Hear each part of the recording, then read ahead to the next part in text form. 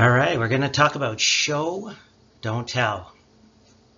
I'm sure you've heard this phrase before, but what does it exactly mean?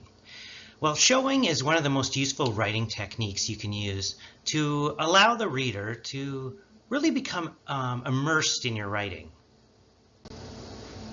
What the heck is showing? I thought we were writing here. Well, I found a few explanations about what showing is. So showing, it encourages the writer to transmit their experiences to readers rather than just showing and telling information. Showing is when you write using sensory details and actions instead of exposition. You show a reader a scene or some action and let them experience rather than just read.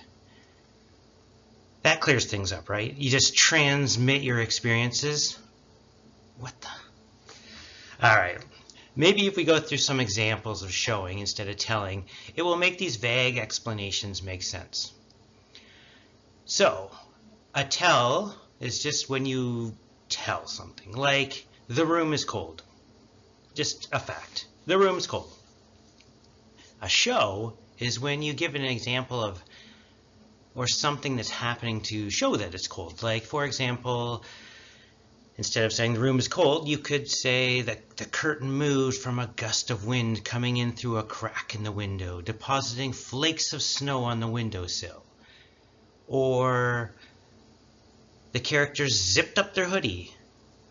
Or the breeze rolled across her arm and made goosebumps appear. Or Sam's fingers wrapped around the cup, absorbing the heat from the coffee. That all shows that how the cold is affecting the characters, or it's affecting things in the room. Instead of just saying it's cold, you've shown a few examples to the reader so they can get it in their mind, get a picture of what's going on. Another example might be, instead of saying that the teacher's boring, you could say, the nasal monotone of the worn-out, should-have-retired-by-now instructor lulled her into sleep. She felt her eyes droop, heavy like bricks. She fought back the fatigue and scanned the room, reaching out for some stimulation, but was stymied. She was surrounded by 4 walls coated in builder's beige paint. The color of the wall, she concluded, matched the instructor. So a little more vivid than just the writer or the instructor was boring. So does this kind of make sense? So you just add a show. It gives the reader a chance to be immersed, to be part of the scene and have a better connection to the story, the characters, the setting. And on a deeper level, the reader can determine what the character is like by the things you show. So now comes the subjective part. The art part, yeah. You need to decide how much description to add to the scene, because if you add too much, you'll bog down the reader. You might bore them if you keep going on and on about something. But if you just leave, or just add too little, you'll leave the reader kind of wondering or not quite as immersed as they could be. And so this is kind of the art of it. And as your job as a writer, one of the things is to notice small, overlooked aspects of things. Things that when you bring them up, they bring to mind an instant picture of what you mean, and anyone can relate to it. This brings dead prose to life. Now it is tell and show time, folks, not show and tell time. So I'm going to give you a tell, and you need to come up with a couple of ways to show it. When you're doing this, don't worry about the length of writing, because a show is almost always much longer than a tell.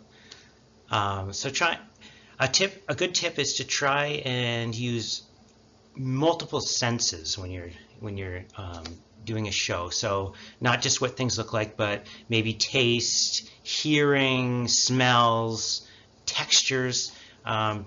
Bring up every kind of sense. So I'm going to let you just kind of look at these things, the tells, and maybe come up with a few of your own shows.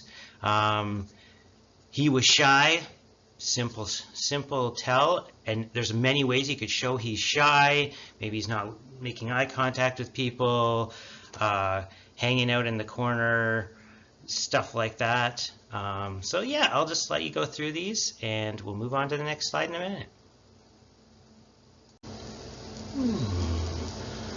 When should you show and when should you tell? They work best at different parts of writing. You don't have to show every single thing. You should just show important, climactic, pivotal parts of the story. Like when a character is interacting with other characters, especially if it's an important part where they're advancing the plot. Showing works especially well if you need to show a character's emotions or their relationships with people or their personality. Showing things works best for that. On the other hand, telling, sometimes you just need to give facts, give a bunch of information. Instead of showing this, you can get away with just telling it. It works better that way. Especially if it's not an important part or it moves the plot along. It's just something the reader needs to know. If you need to skip over a period of time, telling works much better. It's quick and it gets right to the point. Telling's also really good for backstories. If you need to kind of just give a bit of a backstory, you don't have to show examples and stuff for every part of the backstory. You can just tell us the facts of what happened and why we're kind of here where we are. Can you mix up telling and showing? Yeah, you can. For the most part in fiction writing, you will be showing. That works really good. You want to immerse your reader in the story and your scenes, in your characters, and showing is the best way to do that. But it actually works very well to mix in a few tells. So when you're writing a scene, you'll probably just find yourself naturally throwing in a few tells. For example, you might be showing a character walking down a busy street, being jostled by the crowd, smelling a hot dog cart, hearing horns beep, and then you just need to add in a tell, like she needed to be at the bank in 2 minutes, but it was 10 blocks away. Then you continue showing her speeding up her step and politely rejecting a hawker or something like that. This is just one example of how you can choose to write. You could try and show she was late, and she could look at her watch and see far away the flag of the outside the bank was a kilometer up a hill, or you could say she had 2 minutes to get 10 blocks. Either way. Can you show too much? Sure. Yeah, if you show everything all the time, it's going to be a slog. The reader is going to get bogged down by all of these details, and it just moves it slower. So it's okay to tell some parts, to just keep things moving.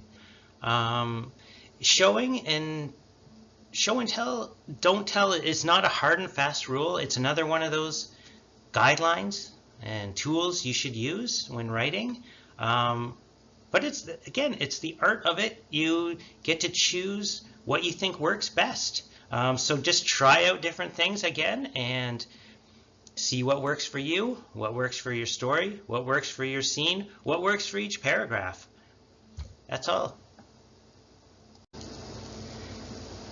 So this might seem pretty obvious, but you need to pay close attention to the words you're writing, especially when you're describing something. Some words are very abstract. Love, freedom, they're abstract ideas, and they'll bring to mind different things for different people. But so is words like walk. Walking could bring to mind anything from speed walking to a slow amble.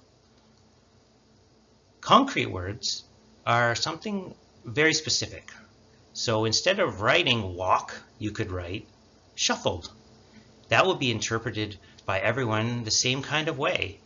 Instead of saying walk, where you could think of a speed walker to an ambler, shuffled gives you an idea of somebody kind of moving slow, maybe dragging their feet, just kind of shuffling along.